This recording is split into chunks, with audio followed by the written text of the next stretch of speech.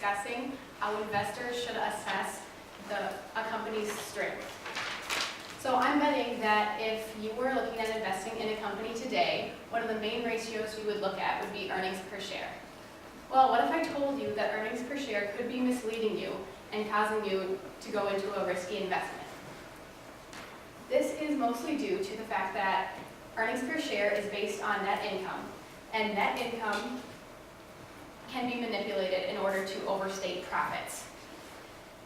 In order to avoid this risk, investors should focus on cash flows from operations in order to get a more accurate assessment of their strength. Cash flows are necessary in order for companies to generate growth. So net income is computed by subtracting total expenses from total revenue. It is used to calculate earnings per share, which tells the investor how much they will earn on each share that they purchase. And it shows investors how profitable the company is during a specific time period. However, net income can be manipulated by managers in order to maximize the profit that's displayed. This mostly happens because revenue is recognized before cash is paid. So a company may not ever actually collect the cash when they have already recorded the revenue, and this causes the revenue to be overstated. So cash flows, on the other hand, start with net income and are adjusted based on cash flows during a time period, which is shown by the inflows and outflows up here, and that gives you your ending cash flows for a time period. The ending cash flows can be either positive or negative, and that really tells you a lot about the company's strength. If it's positive, that usually means that the company is doing strong operations. They can use this cash to pay back their debt, issue dividends to their owners, or invest in growth opportunities. If their cash flows from operation is negative, that usually indicates that there's a problem within the company.